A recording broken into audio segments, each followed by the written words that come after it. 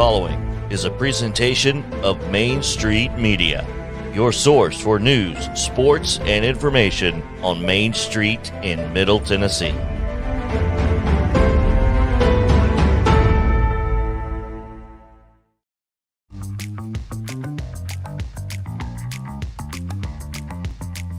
Welcome into a Tuesday edition of Main Street Sports. Today on the program, we'll be joined by Main Street Prep's Zach Womble. Covers high school sports in Sumner County. Also has an opinion or two on other sports topics. We'll hear from him coming up in just a little bit. Also, Chip Walters with his weekly visit, all things Blue Raiders and more, around 3 o'clock this afternoon.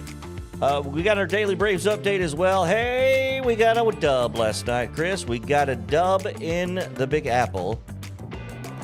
So a tippy-toe back off that ledge, at least for today. No, he's shaking his head. No? Okay. We'll talk about that this day in Braves history as well. Plus the dark side of NIL and the portal. Lots of interesting topics around this and things that happen because of that. And it is Top 5 Tuesday. And that means we've got an engaging topic, top 5 TV/film moms. Because why, Chris? Mother's Day. Mother's Day is coming up, and we want to honor them as well. So that's coming up this weekend. All that and more coming up right now on Main Street Sports Today. JP Plant filling in for the Hall of Famer Mo Patton, who is sitting by the pool somewhere, sipping on something cold with his shades on. His future's so bright. So bright, Chris. Sun-Drop Kid from Alabama over there. As we welcome you into a Tuesday edition of Main Street Sports Today.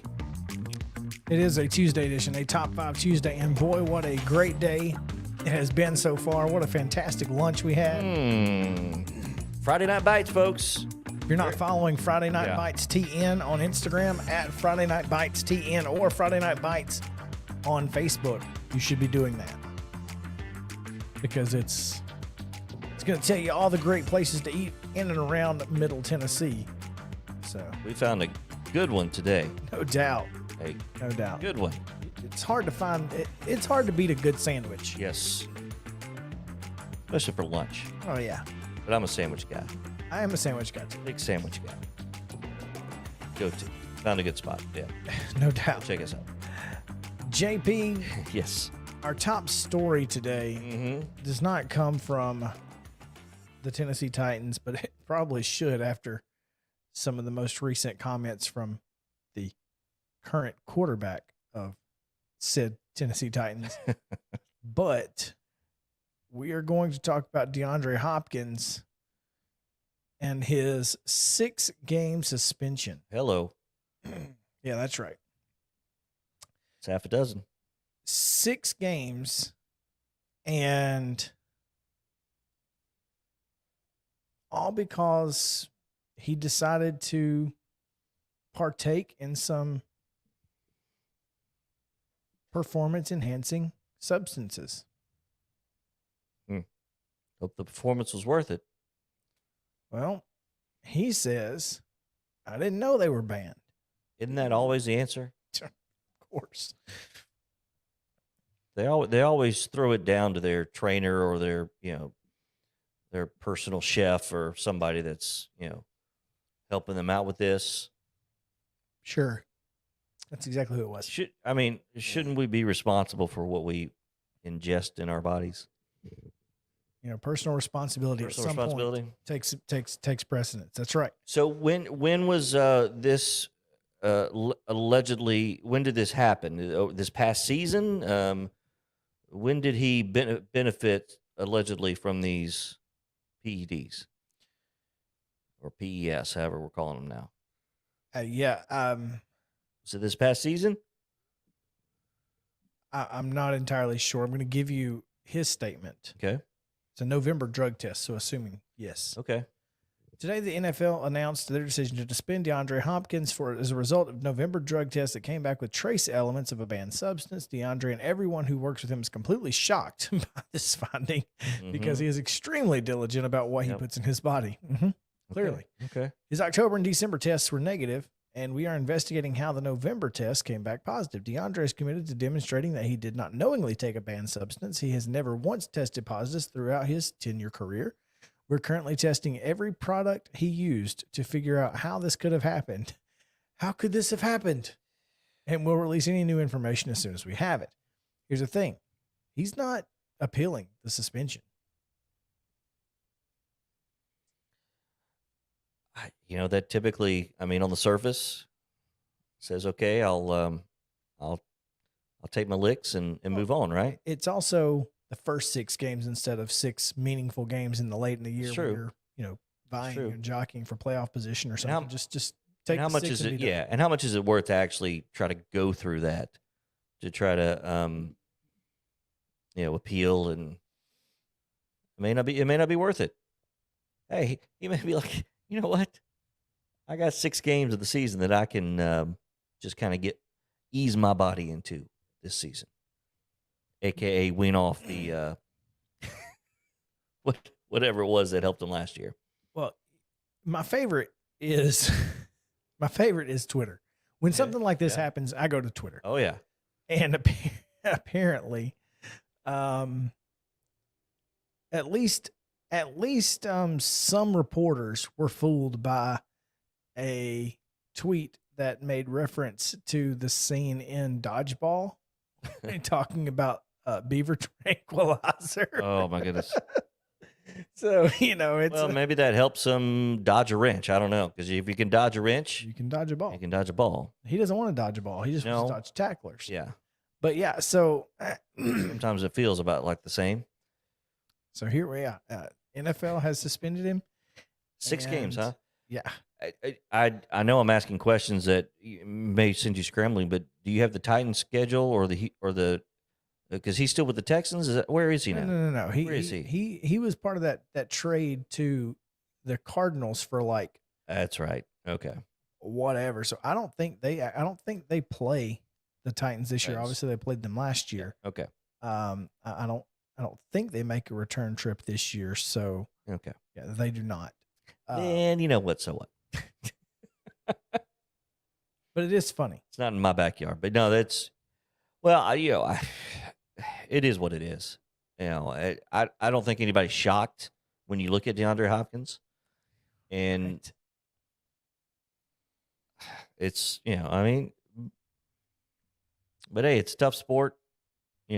Medicine is advancing, and oftentimes advancing a lot faster than what these leagues can deal with in terms of what should be admitted and what shouldn't be. So, yeah, 6 games, takes like and let his body rest. He's on the backside of his career in terms of years. So let her go. Yeah, rest up, and he'll be primed and ready to go for that Cardinals team. Yes, he will. Because they just added another receiver from Baltimore. Yeah, Hollywood Brown, right? And that may be a big deal now. So we'll see what happens. Anyway, going to send it back to you for a little bit because we need to get to Monday's results, today's schedule. Let's get to it on the rundown. This is the rundown. Let's do it. This is your Tuesday Rundown brought to you by Jim Davis at Grow Live Give. Visit them at growlivegive.com or give them a call at 615-682-0022. Securities offered through IFP Securities, LLC, DBA Independent Financial Partners, IFP member, FINRA, SIPC. Investment advice offered through IFP Advisors, LLC, DBA Independent Financial Partners, Registered Investment Advisor. IFP and Grow Live Give are not affiliated. All right, here we go. We got a busy day, as you might expect. Looking at high school baseball from yesterday. That would be Clarksville 5, Dixon County 2. It was Davidson Academy 4-2 over DCA, Watertown 11-2 over DeKalb County, Grace Christian Franklin 23-4 over Franklin Road Academy. It was Franklin Road Christian 5-1 over Zion Christian, Nashville Christian 2-0 over Friendship Christian, Hume Fogg with a pair of wins over Glencliff 17-4, 2-0 in game 2. Glencliff, you just switched those 2 runs, scores in the games, you would have won one of those. Good Pasture, 8-7 over Clarksville Academy. Gallatin, 9-4 over Gordonsville. White House Heritage falls to Greenbrier. 7-5 the final there. Hendersonville, 5-4 over Wilson Central. Stewart County, 20-3 over Kenwood. It was Hillwood, 7-0 over Maplewood. Murfreesboro Central Magnet, 6-2 over ML King.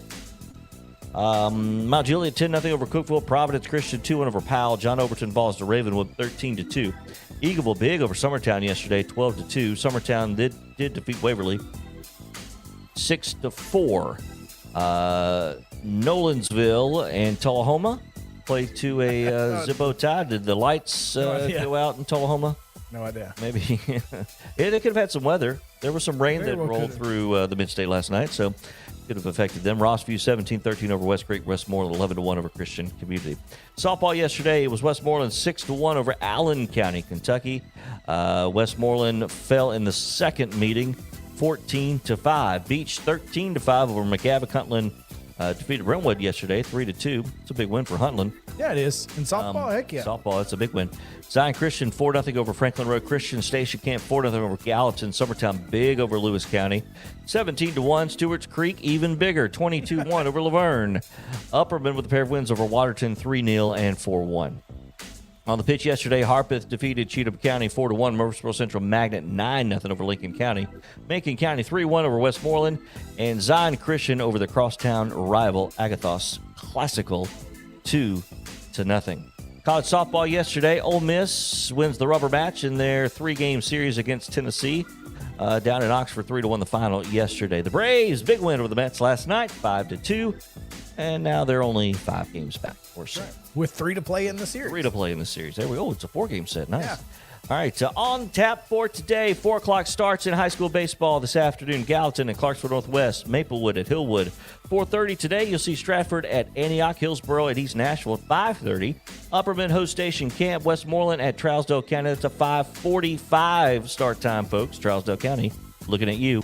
Smyrna at Brentwood, 6 o'clock. Community at Eagleville also at 6. Portland at East Robertson, East Hickman at Fairview, also 6 p.m. first pitch. At 6:30 tonight, Hendersonville at Overton. Also Clarksville at McCracken County, Kentucky, 6:30. Also Henry County and Montgomery Central at 6:30. At 7 tonight, Mount Juliet at Cookeville, Harpeth at Creekwood, Greenbrier versus Dixon County, and Martin Luther King at Murfreesboro Central. Magnet playing today. Check your local front office for start times. Softball today, CPA at Harpeth Hall. Lipscomb, that's at 4:30. Also at 4:30, Lipscomb Academy at St. Cecilia. It is Joe Burns at Cheatham County at 5. Columbia Academy hosting Good Pasture today at 5. Also at 5 include Cane Ridge at Stewart's Creek and Creekwood at Waverly. Westmoreland at 5:30 today will welcome Trousdale County. It is Mount Juliet at Clarksville. Columbia welcoming Community at 6 tonight. Dixon County travels to Clarksville Northwest. Kenwood is at Dixon County. Giles County welcomes Cornersville. Wilson Central at Greenbrier. Laverne's at Lebanon at 6:30 tonight. The following games: Siegel at Blackman, Rockvale at Eagleville, Shelbyville at Riverdale, Cane Ridge at Stewart's Creek. On the pitch today, 5 o'clock, you'll see Harpeth at Pearl Cone. 6, Westmoreland at Jackson County. Lawrence County hosting Hickman County. Cookeville at Lebanon. CPA at White House at 6 o'clock. Just once. Just once, okay, yeah. Doubleheader, you never know.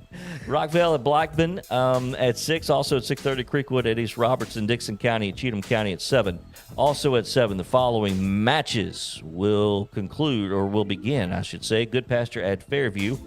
It is also Murfreesboro Central Magnet at Franklin County. Green Hill hosting Martin Luther King. Smyrna at Wilson Central. Mount Juliet at Laverne. Nashville, that's Kip Nashville at Merrill Hyde. Page hosting Nolensville. Columbia at Rossview. Siegel hosting Riverdale. White House Heritage at Springfield. Station Camp hosting Beach. Oakland's at Stewart's Creek. Greenbrier is at Franklin Road Academy. And Clarksville Northeast at Sycamore. College baseball. Tennessee midweek. Watch out. Hosting Alabama A&M 5 o'clock on SEC Network. And at 6 tonight, the Hawk Vanderbilt welcomes Louisville in a nice little rivalry that has grown over the years. Major League Baseball, the Braves continue their series at the Mets. Charlie Moulton on the mound today, or at least started on the mound, just underway. Like 3 minutes ago, first pitch should have been thrown out up in the Big Apple. 1 of 2 today, and the second game we'll see Kyle Wright on the mound. That's right, Peterson, roughly 5:40 start for. That's a true doubleheader, it looks like. It is. No more 7 innings. Yeah, one, but it's one ticket, get you in, and you're watching 2. Yes. If you want. No clearing out. Sounds tonight start their series against against Norfolk and Tides. the Tides. Perdomo on the mound tonight, 6:35. First pitch scheduled at First Horizon Park in Germantown, North Nashville. Preds, Grizzlies. Hope you've got 2 TVs tonight, sports fans, because the Preds at the Avalanche at 8:30. That's on ESPN. Also at 8:30, the Grizzlies versus Golden State, Game 2. It's on TNT. So get your 2 TVs going. You're going to need them tonight. And that is your rundown. It is brought to you by Jim Davis at GrowLiveGive.com. We got Zach Womble coming back. Yes, we do. Come hang out with us. We will have Zach on the show right after this on Main Street Sports Today, presented by Mid-Tennessee Bone and Joint.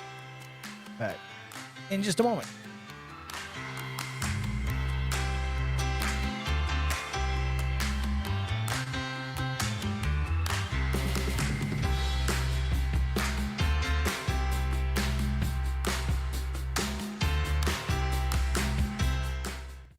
Mid-Tennessee Bone and Joint treats your orthopedic injuries and existing conditions. Our trained physicians will get you back in the game faster. Contact us at 931-381-2663 or www.mtbj.net.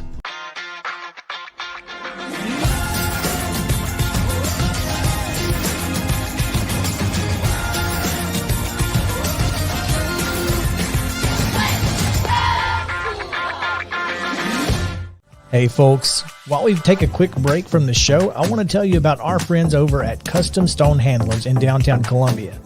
Ed Rich and his team at Custom Stone Handlers believe in leadership. And outside of the military, our greatest leader building platform is sports. Custom Stone Handlers proudly encourages young people to get in the game. You can contact them today at 931-490-4990 or visit CustomStonehandlers.com. Jones & Lang Sporting Goods here in Columbia has been outfitting teams, officials, and anybody else from T-ball to college for 50-plus years. Be sure and check them out at 931-388-8060 or online at jonesandlang.com. Jones & Lang Sporting Goods, the look of a winner. Zion Christian Academy, ZionEagles.org or 931-388-5731. You can schedule your appointment. Go tour their campus. It is beautiful over there, and you're definitely going to want to see it. Again, it's ZionEagles.org. Give them a call, 931-388-5731, and schedule your tour today. Are you an enthusiastic sports fan? Want to have fun and get in on the action? Heck, yes, that'd be awesome. Have great attention to detail? Want to stay active? Definitely. Want to give back to the student athletes in your community? Obviously, yes. Then you'd make an excellent high school sports official. We need more officials in Tennessee, because with no high school officials, there are no high school sports. Sign up today at highschoolofficials.com. Mid-Tennessee Bone and Joint has been the official sports medicine provider for Murray County Schools for more than 40 years.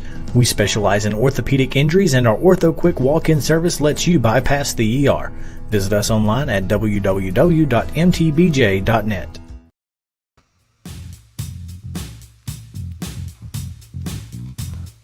Find out the latest sports news happening in Gallatin, Hendersonville, Portland, and the rest of Sumner County with Zach Womble each week on Sumner County Sports Podcast. Baseball, softball, tennis, track and field, and more. Zach gets you up to date with the latest in local sports news all across Sumner County. It's a Sumner County Sports Podcast dropping every Wednesday at 1 now. I believe that's the latest. Wednesday at 1 on Main Street Media social platforms, these same platforms and outlets that you're seeing right here. It's the Sumner County Sports Podcast with Zach Womble, weekly from Main Street Media. Back to the Sundrop Kid across the room. Chris Yao is, you see a picture of Zach there, so. What's up? We'll not just a picture of Zach. Now we have a video of Zach. Look at there. Yeah, look at that guy. Yeah, we'll get to him, I guess, here in just a moment. So yeah, he's looking pretty today. Yeah, looking pretty today. It's a solid day for Zach Womble. Solid day. Solid day. Yeah, I mean, look, we got some interesting takes from the Titans quarterback today. Some thoughts, and so. You know, it's not exactly what I wanted to talk to Zach about, but I mean, there's no way we're not talking about it. So might as well bring him in and ask him. Zach Womble of Main Street Preps. Zach, what's going on, man? Zach, you want to unmute your mic there so we can hear you? Sorry, go. I thought Yeah. There he JP, I is. thought JP was taking care of that. I didn't realize it was on my end. My apologies. You good? You good? blame it on JP. I'm doing. Wow. I am doing well. I've had my head buried in completing these new newspaper budgets for this week. So maybe out of the loop a little bit. You guys are talking about Tannehill. Fill me in on what was said. Well, the only thing that was really said that I guess makes any headway is that it's not his job to mentor Malik Willis. Is that what he said? It's not my job, and if he learns something, that'd be good. Yeah, I mean, do you blame him? I mean, isn't that What kind else of he's gonna what? say, right? Yeah. Yeah, sure, this guy can come in and take my job. Yeah, no problem. I'll be sure to set him up nicely. I mean, wasn't that the same thing that Brett Favre said about Aaron Rodgers or a lot of quarterbacks? I don't blame Tannehill at all for saying that because he's right. It's not his job to mentor him. His job is to go out and win meaningful football games. And as we all know, he's done that during the regular season, but has failed to accomplish those things in the postseason, and I think you immediately say, well, what about 2019? And it's like, well, you can probably look at Derrick Henry as the big reason that they were able to make that run. But back to the previous point, for all the things that negative I got to say about Tannehill, I don't have any problem with his comments or remarks regarding Malik Willis today. I don't have any problems with it. I do think that maybe you don't have to say it that way, but he's also probably a little perturbed. How else would you answer that, Chris? I mean, I'm sure he was asked directly. Are you going to help coach him up? I suppose. I mean, he was led down the path of making that comment, right? I don't know what the question exactly was, but it probably was. And there's a way to skirt that question, but he's not a politician. He's a quarterback. He's a quarterback. So maybe you just Well, we don't know the tone with which he said we it. don't either. Yeah, I mean, I'm just saying. I think it's interesting. That being said, he seemed perturbed that he was not told about either AJ Brown's trade or the Malik Willis move, and I'm curious if Zach has a thought about AJ Brown. I know. well, Zach, do you feel like that hits too close to home, didn't it, Zach? A little bit. do you feel like John Robinson is trying to ice out Oh wow, Captain Chaos over here. Ryan Tannehill, or is it just it's not only is it not his job to mentor Malik Willis, it's not his job to worry about what moves John Robinson's making? Yeah, I mean, to take a page out of Tannehill's book, it's not John Robinson's job to tell him whether or not he's drafting a quarterback, or it's not his job to tell him whether or not he's getting rid of the best wide receiver in franchise history. Ryan Tannehill should be worried about one thing and one thing only, and that's not choking under pressure when the playoffs come to town, to which he has failed to do. But I think Tannehill needs to spend more time worried about his craft and less time worrying about who John Robinson is bringing in with the draft. Now, I wonder how fluid that A.J. Brown situation was, how quickly they knew that they were going to have to trade him and get rid of him. And so is it a one of those things where it's like, Ryan Tannehill's not in the state of Tennessee, so John Robinson doesn't have immediate access to him. He doesn't have time to make a phone call or send a text message or anything like that. So maybe if Ryan Tannehill was in the building for voluntary OTAs, maybe it's a little bit easier conversation to have. But That's interesting, Zach. I'm glad you brought that up because I wanted to ask about that because there was news not too long ago, and I didn't make a whole lot about it. I was, maybe a little disappointed. I guess you always want your quarterback to be around, but he was not participating in voluntary. Now, is anything really voluntary? I guess it is, but what does that say about your quarterback? And so that's interesting. If he was in the building, maybe he would have been. Yeah, maybe he would have known. But you know what? I'll say this about voluntary OTA. Like, how much better is Ryan Tannehill going to get from voluntary OTAs? So I don't know if there's any progression to be made. I think Ryan Tannehill is who Ryan Tannehill is at this point in his career, regardless of whether or not he is participating in regular season in voluntary OTAs. Now you can obviously go with the whole leadership. You're the quarterback. It's a different animal when you play that position. And I can hear that argument. But as far as like for the people who say, you got to get in and you got to get better. You got to make up for those 3 interceptions that you threw against the Bengals and handed that loss away. I don't know how much better Ryan Tannehill is getting from voluntary OTAs as far as his play on the field. Now, could you make the argument like it looks good for a leadership standpoint to be there? Sure. I can most definitely understand that side of the argument. I think you can make the argument, guys, too, that now after the A.J. Brown trade, he needs to be in. You'd want to come in and get as much work with Trayvon Burks as possible, right? Yeah, most definitely. I mean, you want to get that time in and that timing underway, and let's not forget about our guy Mason Kinney. Got to get some reps to that guy as well. But yeah, I think you want to get him in as soon as possible. His sponsored tweet that went out could not have come out at a worse time. I made the joke that he was fishing on Old Hickory Lake. Obviously, he was not in the state of Tennessee because Old Hickory Lake does not look that beautiful this time of year or any time of the year, I might add. But speak from experience there. Yeah, optically, that's the lake I'm not getting in. I say that and I'm ruining any kind of sponsorship that maybe that the Parks Department or anything like that could have with us.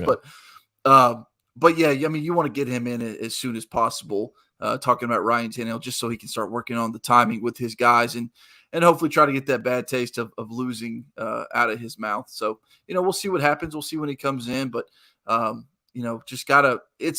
Regardless of when he comes in, this is the year for Ryan Tannehill. I think not only does drafting Malik Willis put that on the wall that it's either put up or shut up this year because next year they've got the ability to get out of his contract.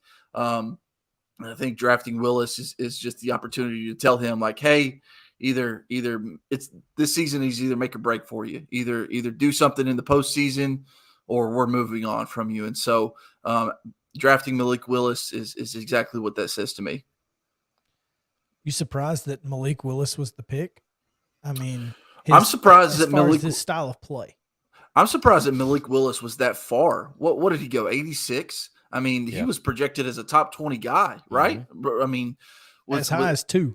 Yeah, I mean, he was a first-round guy projection, regardless of which pick. So to see him there in the 3rd round at 86, I thought maybe he might get taken in the 2nd round when they had traded up to get was it Roger McCreary out of Auburn. I thought maybe that was the pick then, but to see Malik Willis drop all the way down to 86 was a huge surprise to me. So I think value-wise, you have to take him there, right?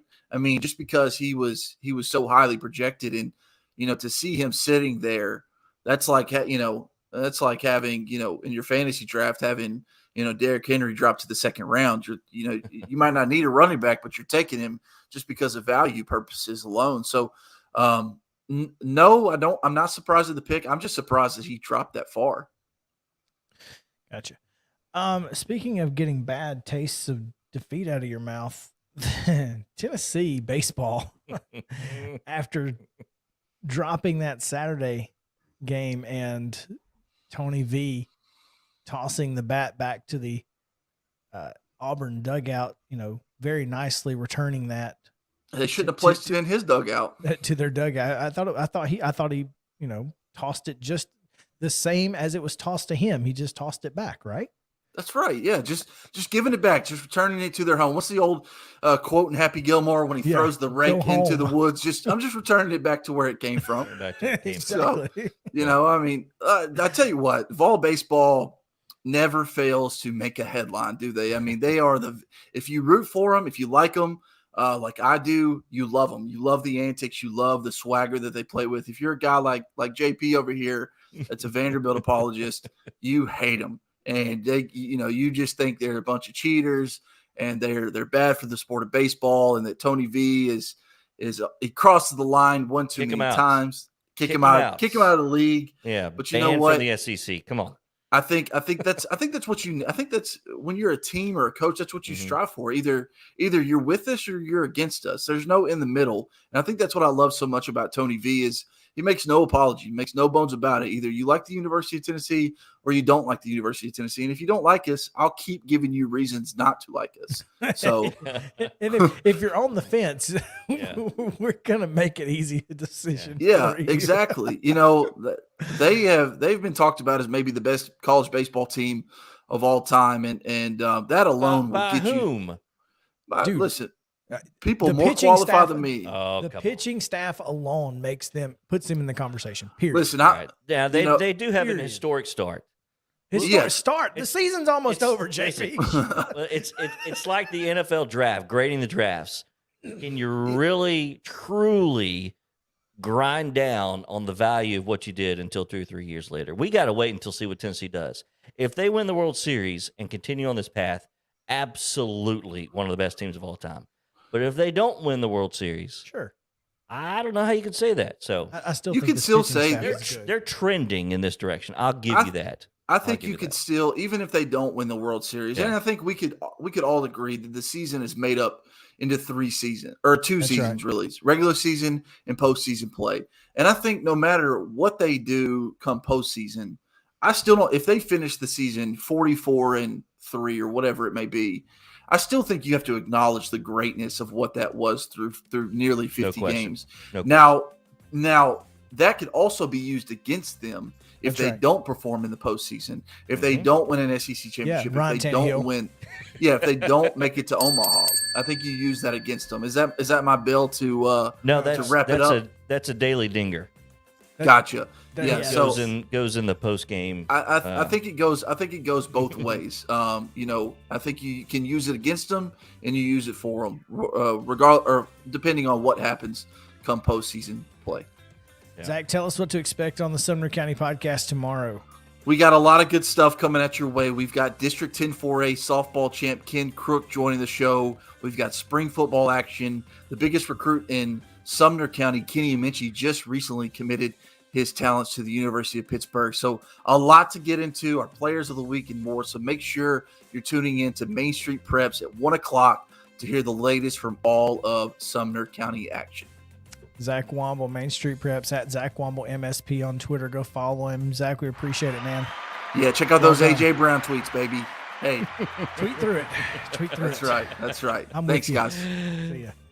All right, we're going to take a quick break. When we come back, we are going to we're going to finish the conversation we barely started yesterday. The dark side of the transfer portal and the NIL. So 4-2.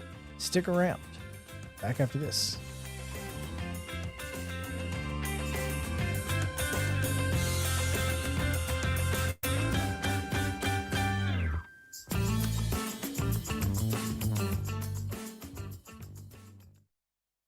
Mid-Tennessee Bone & Joint treats your orthopedic injuries and existing conditions. Our trained physicians will get you back in the game faster. Contact us at 931-381-2663 or www.mtbj.net.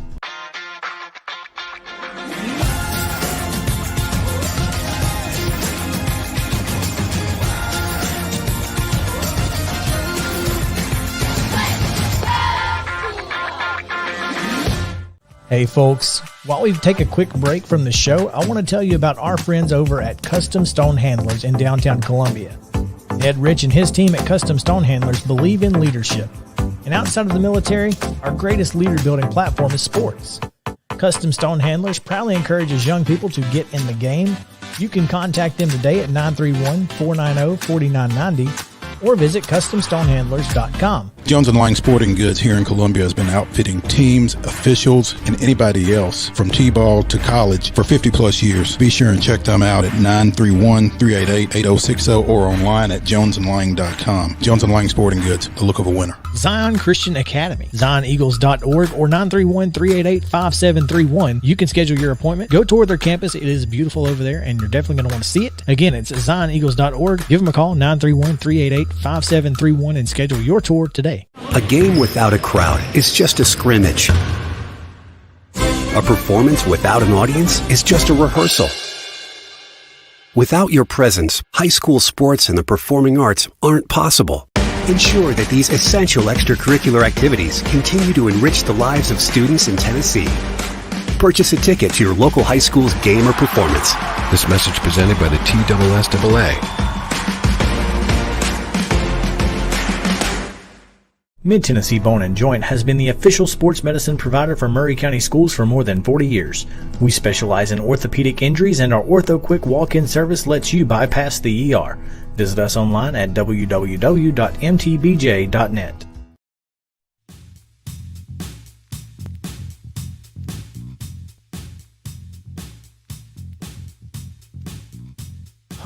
Welcome back in. It is Top 5 Tuesday here on Main Street Sports Today, presented by Mid-Tennessee Bone & Joint. I'm Chris Yao, JP Plant, alongside here, as you can see us in our own little individual boxes today. Got our own little box. Nobody puts us in boxes except you. Yeah, except me. You put us in boxes. I put myself in a box. You know, It's probably best for us just to be in a box. To be in boxes, yeah. we need boundaries. We do need borders, boundaries, don't we? Boundaries. We need. You and I can stray a little bit. No doubt. Especially without Mo here. Yeah, Mo's tends to just to rein us in. He's our anchor. Well, anchor down, and yeah. He's not anchoring right now. He's no. Anchors are up right now. Yeah, he is. He's selling quickly. I don't know. He might be in Cozumel by now. Who knows? I don't know. Yep.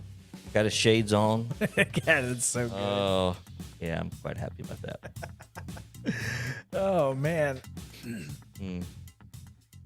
Obviously, tonight, we talked about it earlier. NBA, NHL action, 8:30 tonight. TNT for the Grizzlies. ESPN for the Predators. Should be a lot of fun. We'll talk about that in the second half. Right now, I want to get into some college football and basketball. But first, Scott Frost issued a 1-year show cause. Oh. Yeah.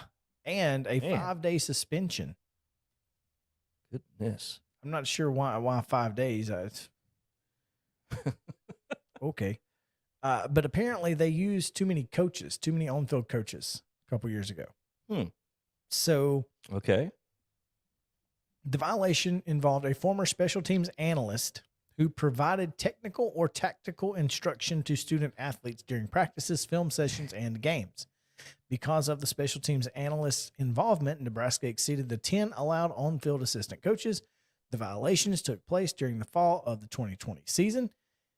Frost was hit with a level 2 punishment because he was aware and didn't do anything about it. 2020 this happened. Yeah. NCAA did not name the analyst in question, but Jonathan Rutledge served as a senior special teams analyst before he was fired in January of 2021 because they stunk at special teams despite his helping coach. All that extra help. Clearly not very good because they were 93 in the SP Plus special teams in 2020. They've ranked 111th nationally in punting, 96th in kickoff returns, 87th in kickoff return defense, and 105 in punt coverage. So, too many captains? Perhaps. Maybe. Perhaps. Too many captains. Captains. I mean, not enough soldiers, huh? Nebraska's not been very good at anything. Yeah. But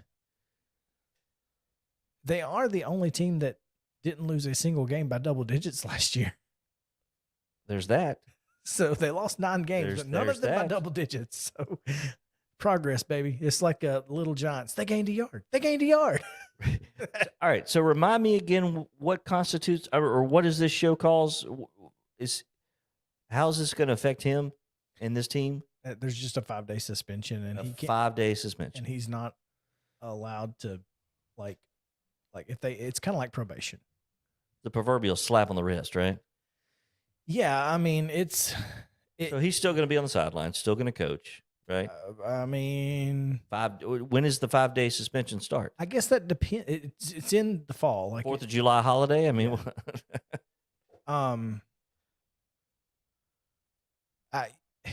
no, it's going to be during the fall. That's funny. Okay. So a show cause, and I'm going to take this from Wikipedia. It's administrative punishment ordering the NCAA penalties imposed on a coach found to have committed major rule violations. The school and coach are required to send letters to the NCAA agreeing to abide by any restrictions imposed. They must also report every 6 months until either the end of the coach's employment or the show cause penalty, whichever comes first. Basically, they're on It's double probation. probation. Yeah, it's just probation. It's just like if you go to if you go to court and you get put on a year probation, you can't get in any trouble, or you go to jail. Mm-hmm. Same thing. Super secret double probation. Exactly what it is. Yeah. Okay. Anyway, I just thought that was funny because they can't even cheat. At least the Deltas had a good party. They did. They did have at least. They made the most out of their probation. Well, I bet. There you go. I bet they're having some parties in Nebraska because what else is there to do? Although I hear Lincoln is a nice place. I couldn't tell you. Yeah. They can't even cheat and win though. Yeah. Come on, Scott Frost. You're better than this. And if you're gonna cheat, don't do it as a special teams analyst. Yeah. At least be a decent coach. Yeah. The guy you fired, by the way. Yeah. Anyway. Yeah.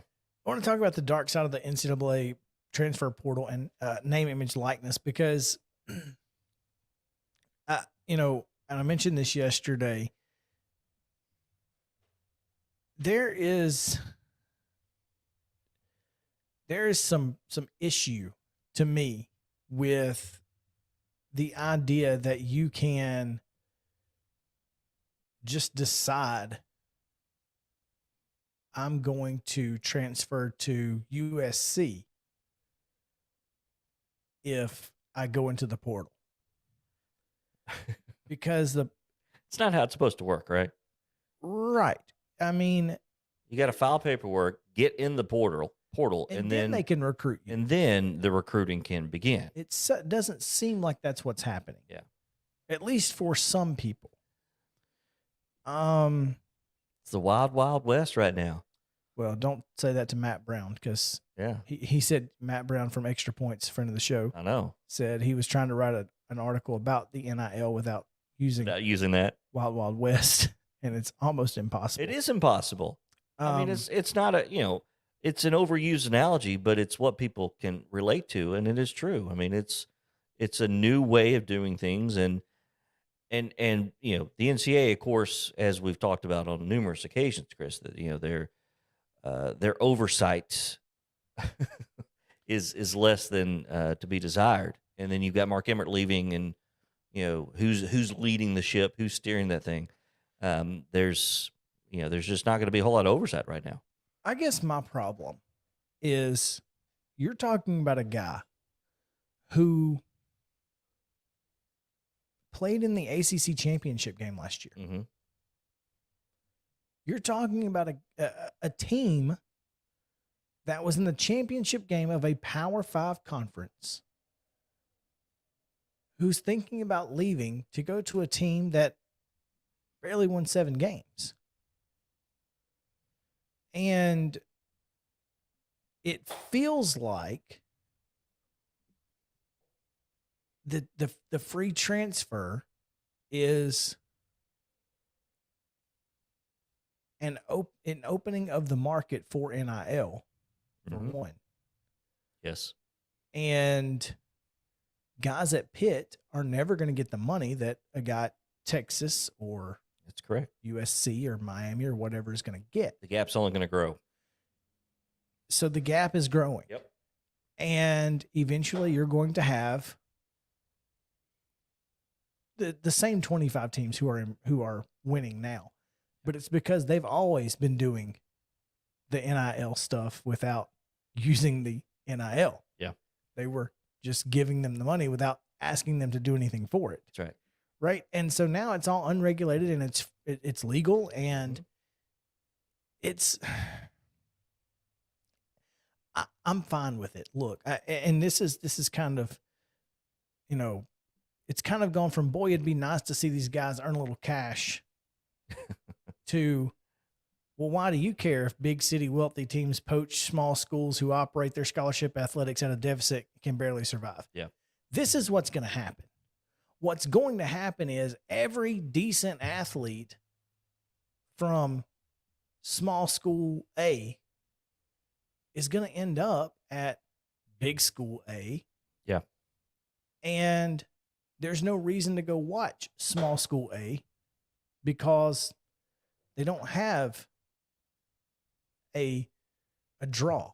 So they're already operating at a deficit. Correct. This is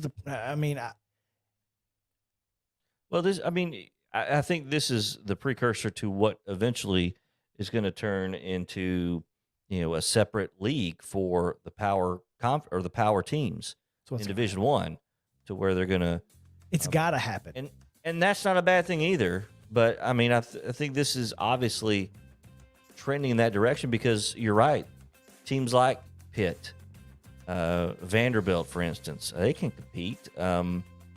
Other teams in Division I in these Power 5 conferences, Iowa State, Kansas State, they can't compete with a Texas A&M, with a Texas, with a Alabama, with a USC. Just can't do it. Here's the other issue. Mm-hmm. Isaiah Wong, Miami basketball player. Yeah. I'm entering the transfer portal if nobody steps forward to give me more money in NIL deal. His NIL agent said on Thursday. Oh, he has an NIL agent? Adam Pappas told ESPN Wong will enter the transfer portal if no new deal surfaces. If they don't feel it meets his expectations, they will be entering the portal while maintaining his eligibility in the NBA draft and going through the draft process. He has a $100,000 contract with a South Florida billionaire, John Ruiz. Isaiah is under contract. He's been treated by Life Wallet exceptionally well, and if that's what he decides, I wish him well. However, I do not renegotiate. I cannot disclose the amount, but what I can say is he was treated very fairly. That means don't let the door hit you on your way out. Again, this is the player having full free agent ability at any moment in his tenure. Yep. Period. Yep. That's a problem. That's going to be a problem. Yes. Yeah. Yeah. Because he won't be the last. Exactly. He won't be the last. Especially if this works in his favor. Then it'll be everybody and anybody. Yep. Anyway, let's take a halftime break. Braves are playing. We'll talk about them on the other side of the second half. So stick around. Main Street Sports Today, presented by Mid-Tennessee Bone and Joint, returns after this.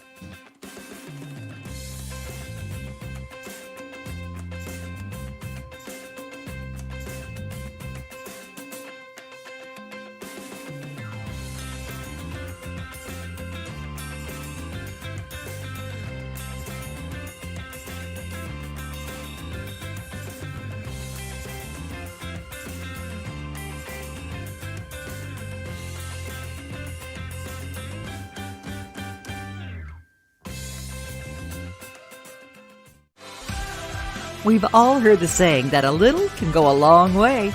This is especially true during the Big Payback's 24-hour online giving event, helping support hundreds of local nonprofit organizations. From 6 p.m. on May 4th through 6 p.m. May 5th, a gift of as little as $10 could be boosted by cash prizes and help to make a big difference in the life-changing work of local nonprofits. Learn more at thebigpayback.org. Are you an enthusiastic sports fan? Want to have fun and get in on the action? Heck yes, that'd be awesome. Have great attention to detail? Want to stay active? Definitely. Want to give back to the student athletes in your community? Obviously, yes. Then you'd make an excellent high school sports official. We need more officials in Tennessee. Because with no high school officials, there are no high school sports. Sign up today at highschoolofficials.com.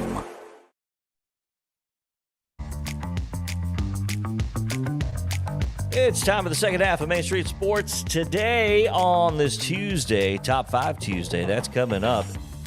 And in honor of Mother's Day on the weekend, Top 5 TV film moms, TV moms, all of that. So stay tuned. Plus, our daily Brave segment and Chip Walters, the Blue Raider Network. Now, back to my buddy across the room, the Sundrop Kid from Alabama.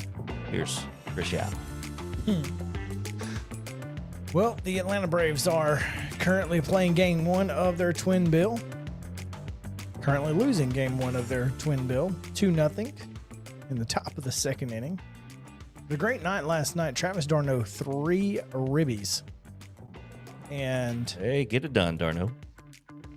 I'll tell you, it was really nice to see for my fantasy team who has Travis d'Arnaud as a starting catcher. There you go. You get points for put outs at second base or No. when you throw out runners? No, Defensive points? Defensive points for hitters do not count. There are no defensive points for I hitters. guess that's fair. You could be chasing that all day long, right? Yeah, it doesn't work. But yeah, so it was a great night if you are a fan of the Atlanta Braves last night. But obviously it's just one game.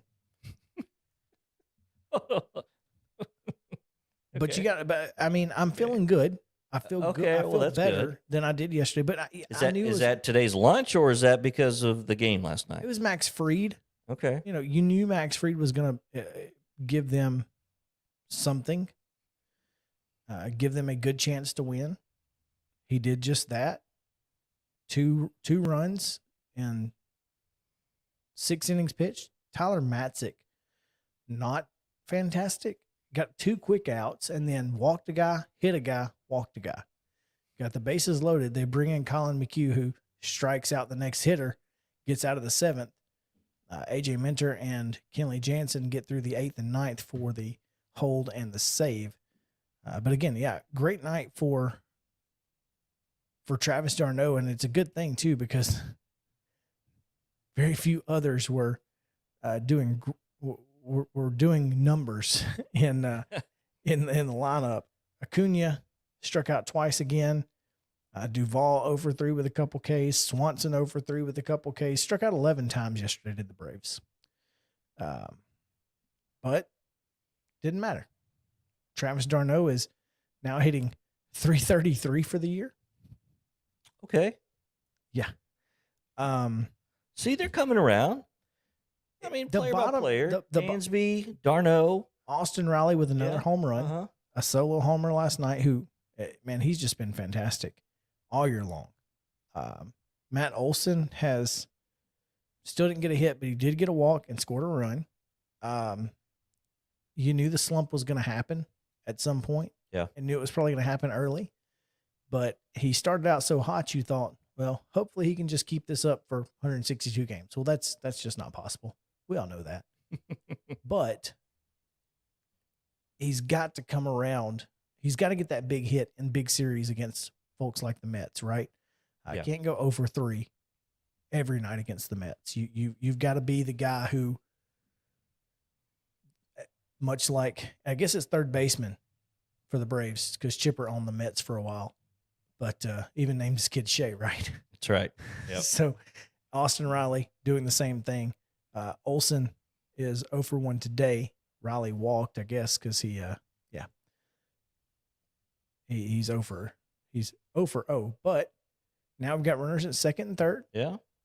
After a Dansby Swanson double. Okay. See. So again, my point is this: the Braves haven't put it together yet. Charlie Morton typically starts slow, much like Ian Anderson. Yeah. And like Tom Glavine used to do. Okay. Get through that first inning.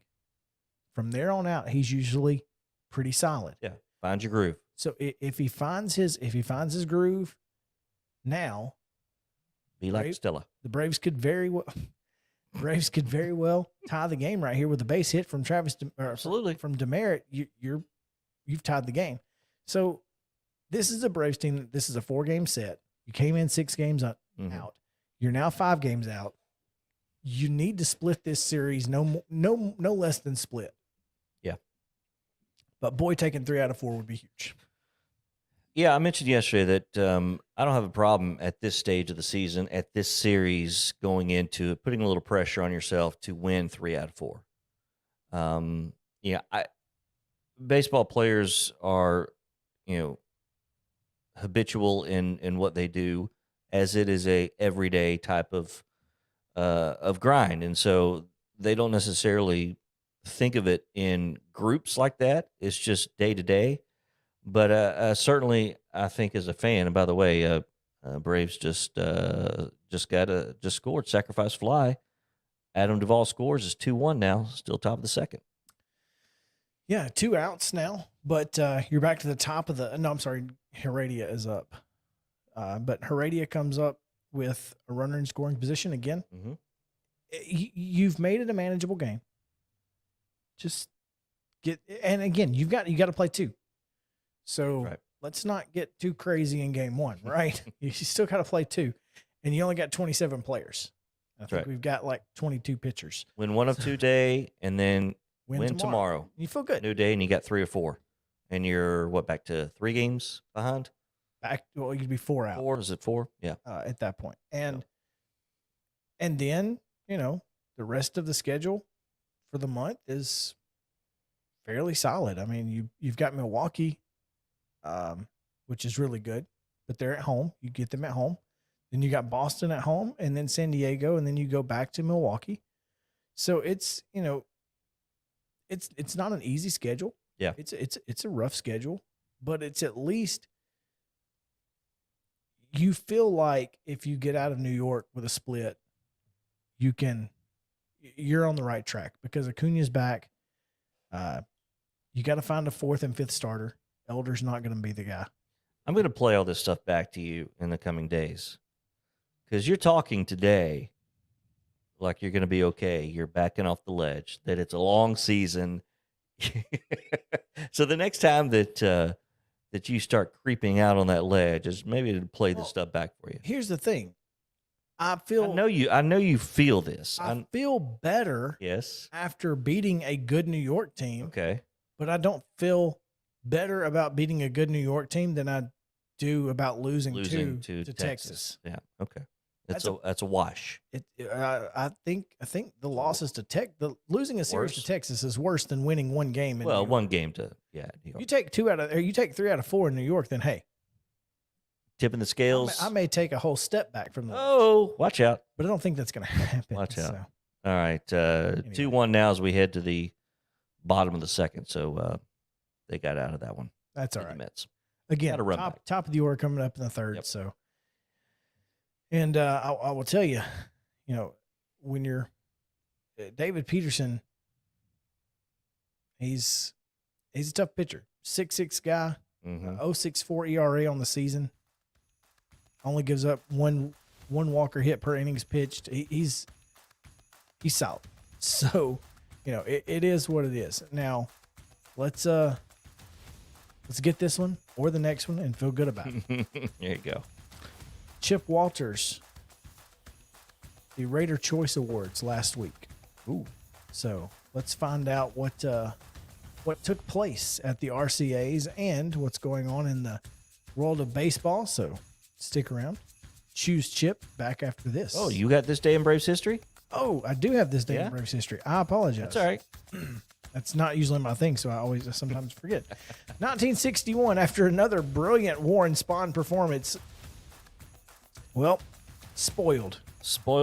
Mel Roach misplays a ball in the left field, and it costs the Milwaukee Ace a second no-hitter in a row. Oh. He had to settle for a 4-1 win over the Dodgers and a 2-hitter.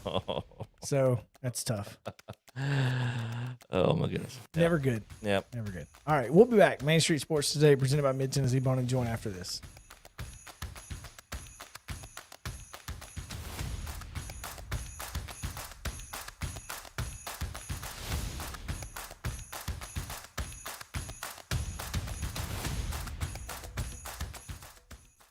Mid-Tennessee Bone & Joint treats your orthopedic injuries and existing conditions. Our trained physicians will get you back in the game faster. Contact us at 931-381-2663 or www.mtbj.net.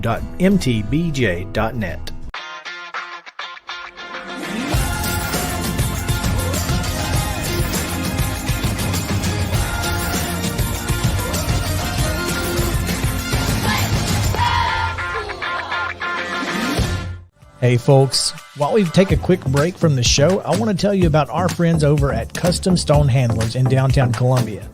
Ed Rich and his team at Custom Stone Handlers believe in leadership. And outside of the military, our greatest leader building platform is sports. Custom Stone Handlers proudly encourages young people to get in the game. You can contact them today at 931-490-4990 or visit CustomStonehandlers.com. Jones and Lang Sporting Goods here in Columbia has been outfitting teams, officials, and anybody else from T-ball to college for 50 plus years. Be sure and check them out at 931-388-8060 or online at jonesandlang.com. Jones and Lang Sporting Goods, the look of a winner. Zion Christian Academy, zioneagles.org or 931-388-5731. You can schedule your appointment. Go tour their campus. It is beautiful over there, and you're definitely going to want to see it. Again, it's zioneagles.org. Give them a call, 931-388-5731, and schedule your tour today. Are you an enthusiastic sports fan? Want to have fun and get in on the action? Heck yes, that'd be awesome. Have great attention to detail? Want to stay active? Definitely. Want to give back to the student athletes in your community? Obviously, yes. Then you'd make an excellent high school sports official. We need more officials in Tennessee. Because with no high school officials, there are no high school sports. Sign up today at highschoolofficials.com. Mid-Tennessee Bone & Joint has been the official sports medicine provider for Murray County Schools for more than 40 years. We specialize in orthopedic injuries, and our Ortho Quick walk-in service lets you bypass the ER. Visit us online at www.mtbj.net.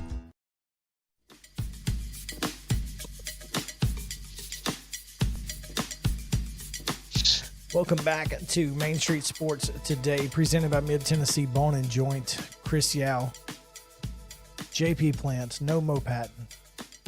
He's loving it when he's cruising together with Jody. Yep. And the rest of the cheeseheads. That's right. Who wear socks outside when they're tanning up. Oh, goodness. I hope he's going to send some pictures. You've not seen this picture on Facebook of the family member who is out tanning by the pool with socks on, ankle socks? Oh, nice. Oh, yeah. It's like, come on, man. And nothing else, or do they have? Well, it's all I saw was the legs with ankle socks. I hope for Mo and Jody's sake that there was more. I'm sure there was. Who knows where they are, but they're somewhere out in the ocean. Okay. So. Yep. Let's Yep, there he is. There he is. Nice shades. Nice shades. Yep. Chip Walters joins us now at Choose Chip on Twitter. Chip, we got a lot of great stuff going on in the borough, including last week's Raider Choice Awards. The Raiders Choice Awards, yes. Looked fun. I saw your photographs. It really is. And if you go on the website, there's a story on GoBlueRaiders.com. There's a story about, full recap of the award show, and there's a photo gallery, has about 75 pictures in it. But it's an ESPY style award show. This is the 11th year in a row that we've done it, and after a 2-year hiatus from being in front of a live audience, we had to do it virtually the last couple of years. We were back in Tucker Theater, and the student athletes all dressed up arrived on the blue carpet, and then had a great show. Went very smooth. It's very unique. There are a lot of schools have it around, and I would put ours up against a lot of folks.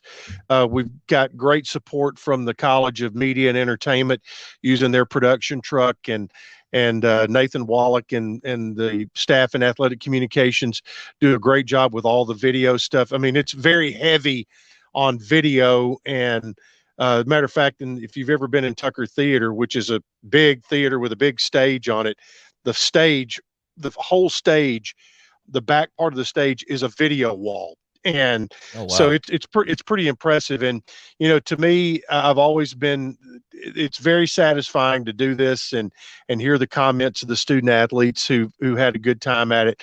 I've always said, for us folks who are in our 40s, 50s, and 60s, if we can put on an event that the folks in their 20s think is cool, then we've actually kind of pulled something off.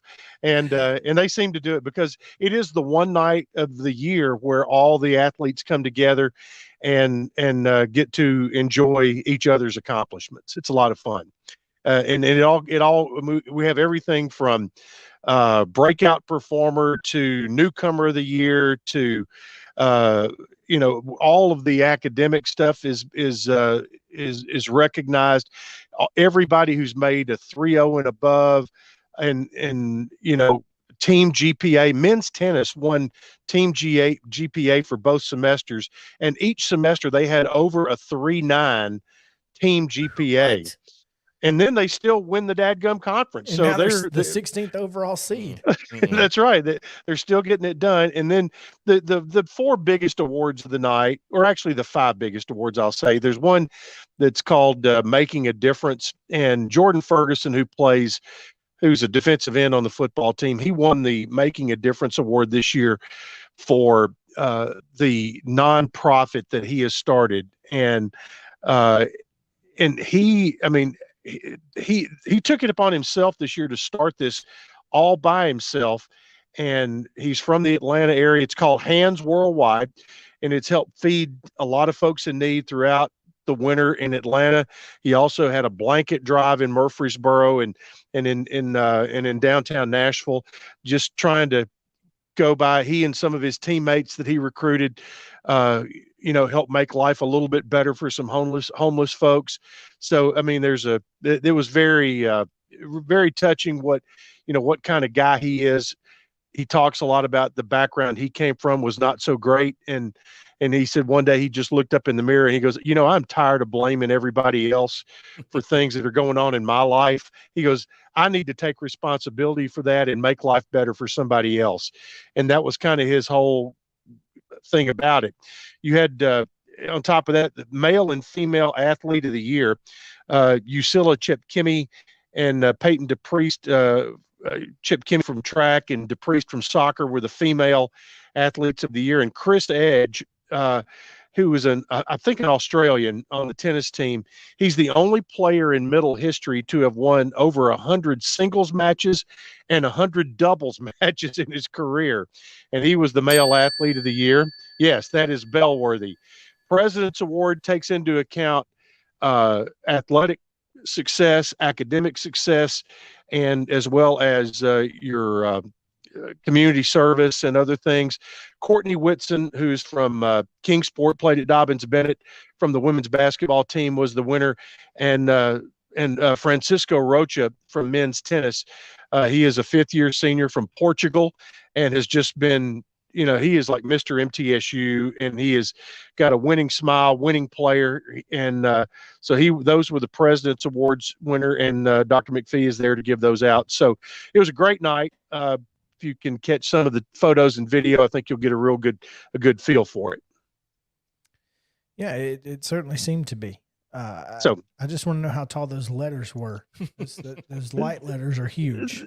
They were, and there were. If you search around, use on Twitter and other places, and use the hashtag RCA22, you'll see a lot of folks. They said they had a lot of folks got their picture made by those big light letters, and they also had one of those deals where you get on and put your phone up there and it spins around you. I don't know if you've seen, where people have those like videos. 360? Yeah, one of those where it spins around you, and there's one video out there of all the quarterbacks who got on there, and this thing is spinning around them and other folks. It was all just a big time. I've only got one good side. I don't know if I want something seeing all of my sides. Exactly.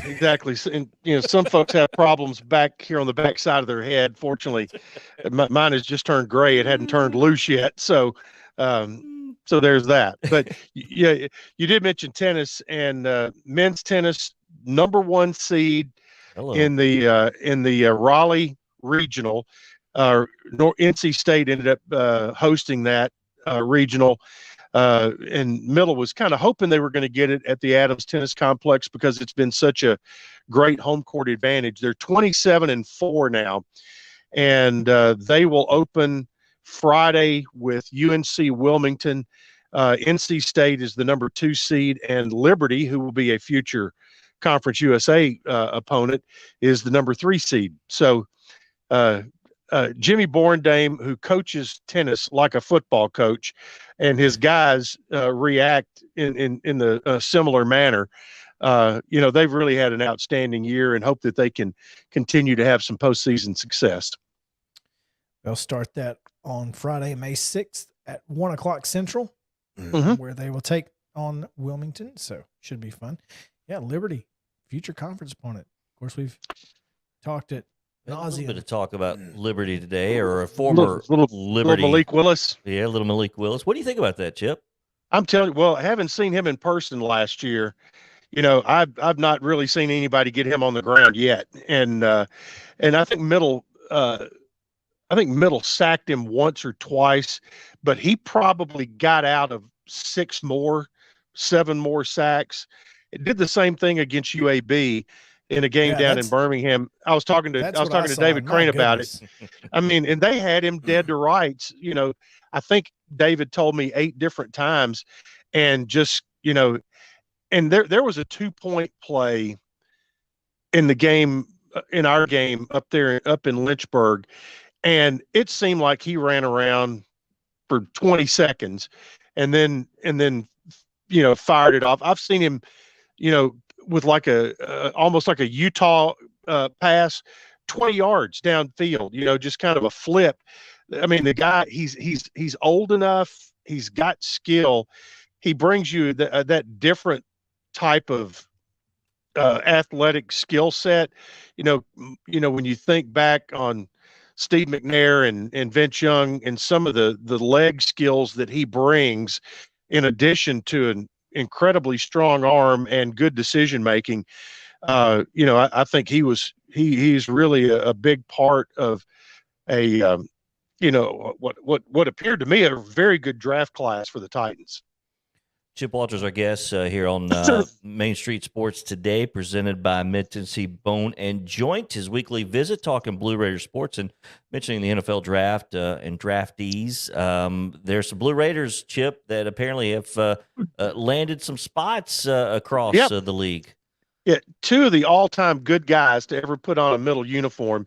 DQ Thomas, who's a linebacker from Oxford, Mississippi, going to the Jets, and it seemed like the Jets were getting everybody in the first and second round, but he signed as an undrafted free agent. The same for Reed Blankenship, who we have talked about, a dozen times on this show, and I saw one of the Philadelphia people, writers, put out something about Reed kind of giving their fans a little bit, and said, he is, his football IQ and ability will serve him well in a long career, if in nothing else, as a great special team player. And and for a guy like Reed, if he can make a living in being a star special teams guy, he'll do that. Of course, he'd like to be playing in the secondary for the Eagles, but he'll be going to Philadelphia, and DQ Thomas to New York to play with the Jets. And before it's all over, there may be some more late additions, but right now those are the 2 guys, and really the 2 guys that were expected to get a look. And so I think they both landed in pretty good spots. Yeah, based on the draft picks of those 2 teams, that those 2 probably making the most noise across the league. Chip, I wonder, you talked about Kevin Byard and with old Garth Brooks. Sorry, I went blank there. Yeah. But the success of Kevin Byard is what I want to ask you. How much do you think that plays into maybe some Blue Raiders getting looks now because they've seen somebody coming from this program that can make it in the league? Well, you go back, take a look at Richie James, Kevin Byard, Charvarius Ward, all, and those are receivers and defensive backs who've all come from middle. And Kevin is probably, easily the most visible in our area. And Charvarius was with Kansas City. He now has a new home. I think he's with the 49ers now, but they're going to find you. It doesn't matter if you're playing at Rhodes College or Middle or Alabama, if you're there, they're going to find you. We saw a kid from Chattanooga go in the first round. So, they're going to be there. But I think, when guys are able to go to the league and have some success, I think that does, whether it's with just fans or whether it's with scouting staffs who I think already know what kind of players are being turned out here and other places throughout our league and throughout the group of five.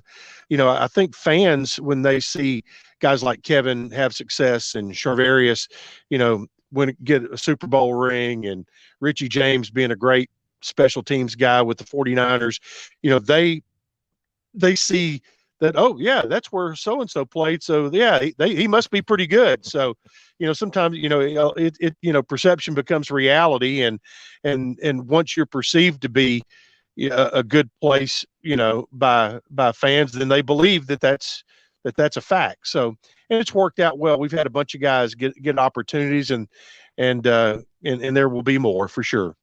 Yeah. No question, Chip. Chip Walters here on the show. Thanks for joining us, to everyone. Before we get out of here, want to just mention baseball season kind of winding down, and Conference USA tournament not too far away in the future. So where do the Blue Raiders stand after right now? Yeah, right now they are they're in fifth place, a game out of fourth. Southern Miss has been the class of the league. They're 17-4, and I understand.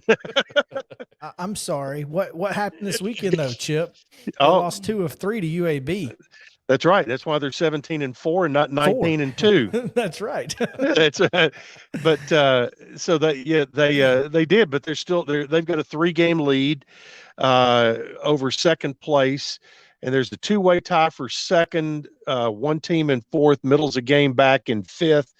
And then you've got 2 teams a game back there in sixth and seventh, and a game behind them is, I don't have the standings in front of me, but 8th place. And then there's about a 2 or 3 game gap back to the final 3. So right now, the top 8 in the league, unless something drastic happens, that would look to be your field for the conference tournament that will be held, interestingly enough, in Hattiesburg. And, I was kind of curious if, that would still be allowed once Southern Miss filed a lawsuit against the conference, but apparently it will play out, and they at Pete Taylor Park there in Hattiesburg, which is a great place to have it, great atmosphere. So right now, the Blue Raiders are in a good spot right now, and just a very few non-conference midweek games coming up. There may even try to sneak in a bonus game tomorrow, but that will be a very quick turnaround. If they do, it'll be out of town, and just kind of working on that right now. They're trying to look at a couple of RPI games that might be helpful as well at this point in the season, when you have, you're down to the final 3 weeks of the year. Yeah, and you've got Rice and Southern Miss left on the conference schedule, and that's obviously, Southern Miss is the tough one. Rice is horrible this year. Yeah, and it's sad to see that, because they really is a just dominant baseball program. Yeah, and they've not been good in the last, and they're really bad this year. And FIU's maybe worse. Well, and that's where Middle's going this week. So Right. And this past weekend Middle dropped 2 of 3 at home against UTSA, which broke a 5-series streak of winning series. So you hope now you can go back on the road, maybe if you win 2 out of 3, and if you can steal that extra third game, make up for the game you lost at home, and then you get yourself right back in. And right now you're kind of playing for seeding. So it's still a lot of stuff yet to happen, but just heading down the stretch. So, and I'm not looking at Go Blue Raiders. I was actually looking at the CUSA site. They have They have middle at Georgia State tomorrow. Is that? That was the one I was talking about. I didn't know if it was official yet, but that's right, the one. So that's why I was curious if it was official or because it's not on Go Blue Raiders. That's why I was like, well, I mean, could be, maybe, maybe not. Yeah, that's the one. Go to Atlanta and find out. Yeah, that's the one. Yeah, they play there in Decatur. It's interesting. They play football in the Braves' old stadium, but they don't play baseball there. It's ironic, right? So it's ironical. Yes, it is. Chip, thanks. We appreciate it as always. Always a good time talking to you, man. See you, boys. All right. We come back on Main Street Sports Today, presented by Mid-Tennessee Bone and Joint. It's a Top 5 Tuesday. Top 5 TV and film mothers for Mother's Day. So stick around. Should be fun.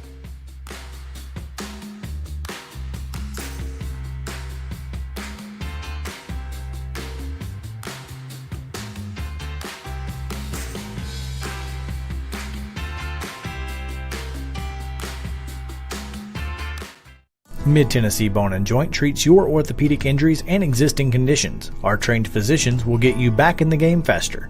Contact us at 931-381-2663 or www.mtbj.net.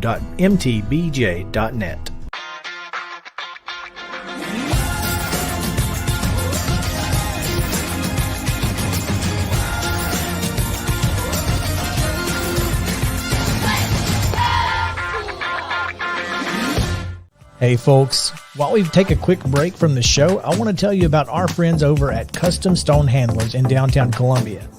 Ed Rich and his team at Custom Stone Handlers believe in leadership. And outside of the military, our greatest leader building platform is sports. Custom Stone Handlers proudly encourages young people to get in the game.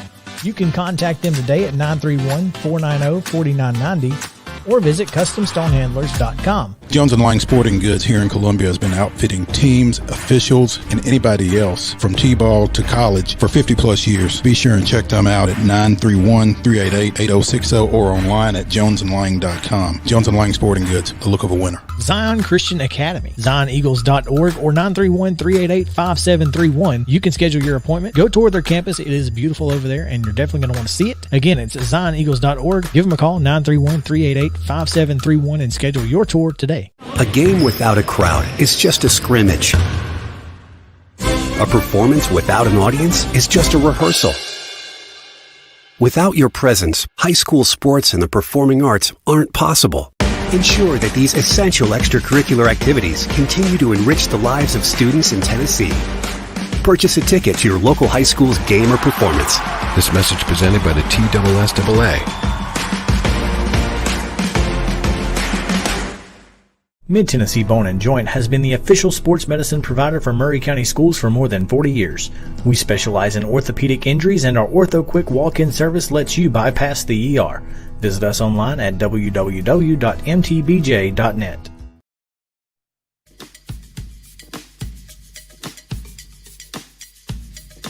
Welcome back in Main Street Sports today, presented by Mid-Tennessee Bone and Joint. We've got our top 5 coming to you. It is that time where we give you this week's top 5 topic, which is TV and film mothers. When I was trying to come up with something for Mother's Day, two things came to mind: food and TV, because that's what that's where we go, right? I mean, that's a comfort zone.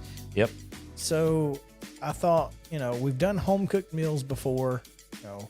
Maybe thought about what's the favorite thing that your mom cooks. Okay. But decided to go with TV. We've been in TV. We were in TV and film last week, but we'll stick around and tell you that obviously Top 5 Tuesday is brought to you each week by Mid-South 5 Fitness, Dallas Steel, SteelAthletes.com, STEEL Athletes.com.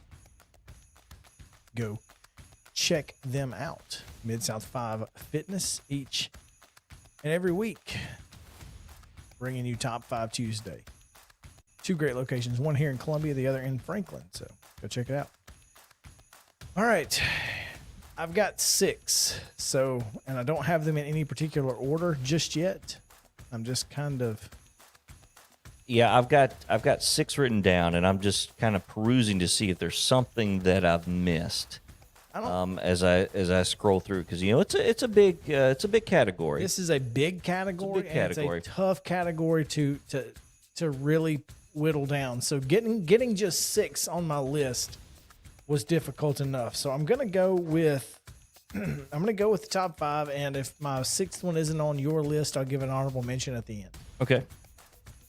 So if you want to stick with the same style, I will go. I've got 7 now. Ooh, that's fine. I got 7 now. Number 5, Dorothy Boyd. Ooh.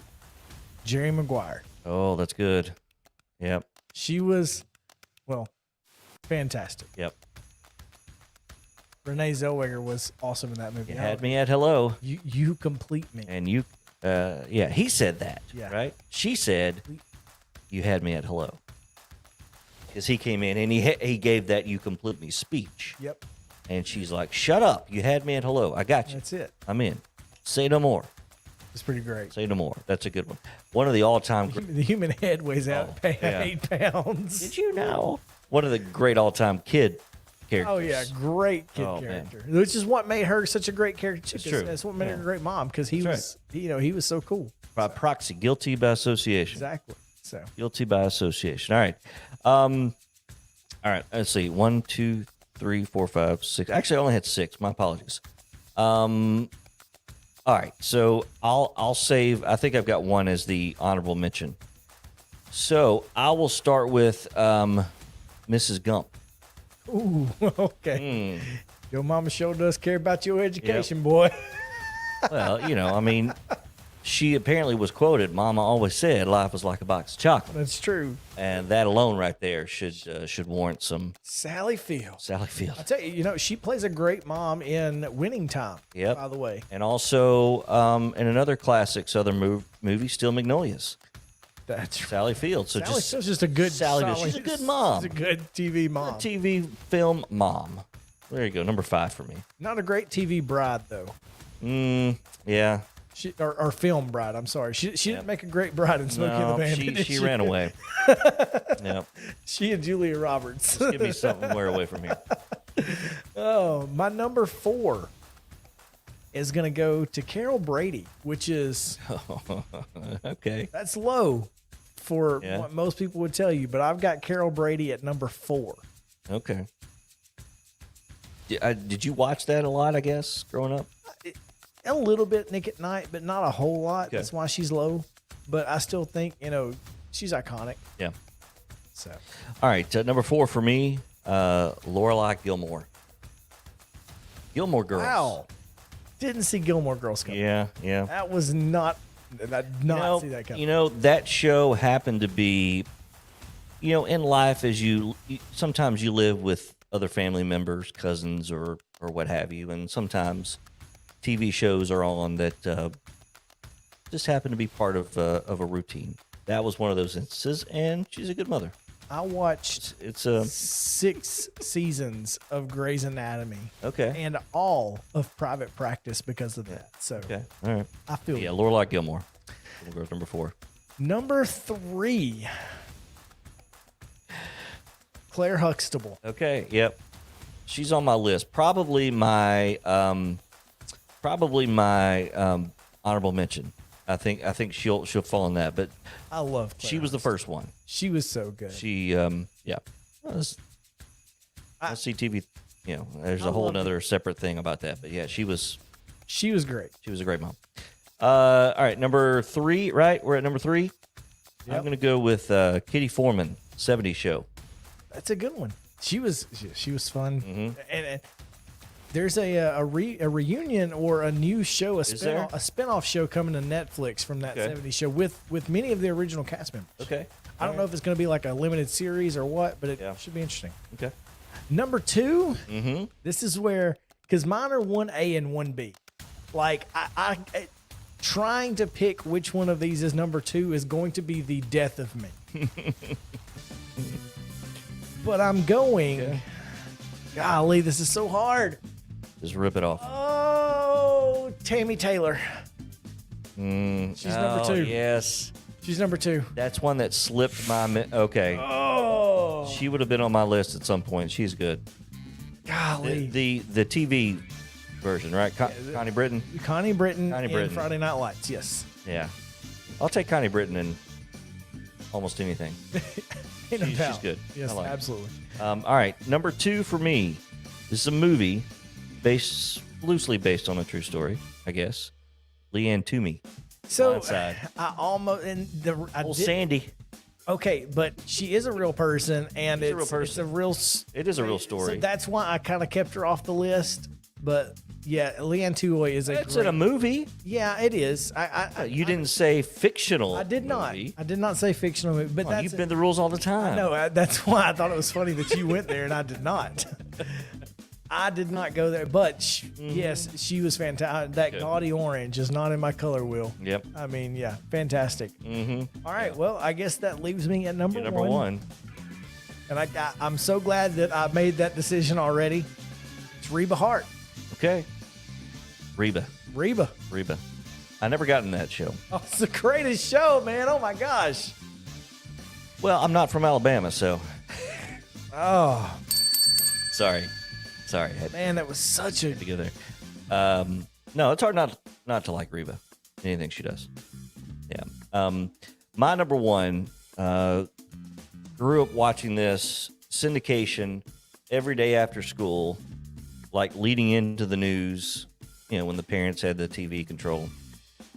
But you learn to love this mother, Sophia Petrillo, Golden Girls. Number 1. That's all a time. great one. Number 1 all the time. That is a great one. Mhm. Yep. That is fantastic. That is fantastic. I can't believe I forgot. Thank Sophia, you for being a friend. That's a good one. My honorable mentions go to Vicki Lawrence as Thelma Harper. Okay. In Mama's Yeah. Family, because man, she was a hoot. Well, that was great. If there's anything named Mama's Family. Yeah. It was one of my favorite shows. And then, She was good. and Jill Taylor. Okay. From Home Improvement. Okay. Just Yeah. because I grew up watching that one, and Those are good ones. but yeah. So good I one. can't believe I forgot about Sophia from Sophia. Golden Girls. That was a good one. Couple good number 1s there. There you go. Curious. We'll have to get Mo's thoughts next week on his number 1. So Yeah, neither of us had Medea, right? no, But I haven't watched any of those movies. Have you? oh, they're funny. I'm but sure they are. I've watched most of them. Yeah. But or not really True Mother, but Robin Williams and Oh, and Mrs. Doubtfire. Mrs. Doubtfire. Yeah. Mother figure. I guess. Oh man, we'll come back tomorrow. Same bat time, same bat channel. We'll have Heather Williams as always on Wednesday, and we'll talk NASCAR with her because they're going to race on Mother's Day now. They're racing on Easter, racing on Mother's Day. It's like, what are we doing? Blasphemy. It really is. So anyway, and we'll obviously talk about the Preds. We'll talk about the Grizzlies. We've got a lot to get to. So Big TV sports watching tonight. Hope you have 2 TVs. Braves not doing great. It's 4-1 in the top of the 4th, so it is what it is. They're not halfway through yet. Anyway, Calm down. I'm not calming down. I refuse. Anyway, What would Mo do right now? drink a Mai Tai. Amen. That's what I'm going to do. That's what you Let's do. it. Wild and Wacky Wednesday comes at you as well. We got a ton of great stories on Wild and Wacky You've been Wednesday. saving up. I've got a ton of Yes. stories. So we're going to get to them tomorrow. So stick around on Main Street Sports Today, presented by Mid-Tennessee Bone and Joint. Back tomorrow at 2 o'clock right here on Main Street Media Outlets. For JP, I'm Chris saying have a great day. See you tomorrow.